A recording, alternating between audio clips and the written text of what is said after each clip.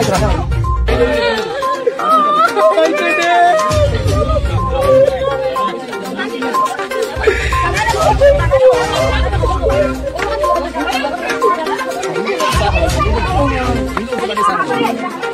ট্ৰেইনত উঠি ফোন মাৰিছিলে।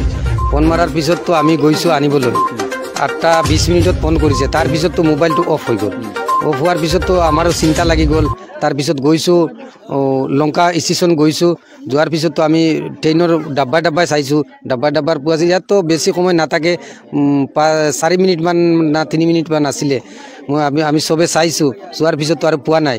চব মানুহ শুই আছে, কোনোবা গান গাই আছে, সেইকাৰণেতো আৰু পোৱা নাই। মানুহৰ মুখ ঢাকা এনেকুৱা আছে, এইটো চোৱা নাই। মানুহৰ পেণ্ট ওলাই আছে, এইটো চাইড ঢাকা আছে, সেইকাৰণে মানে ওলাই। কি হৈছিলে তাৰ লগত? কি হৈছিলে? তাৰ লগত হৈছিলে মানে কিবা মানে লগত কিবা খুৱাই দিছে। এইটো চাহ লগত কিবা নিচাজাতীয় বস্তু সি মানা কৰিছে, তাৰপিছতো তাক খুৱাইছে। মোবাইল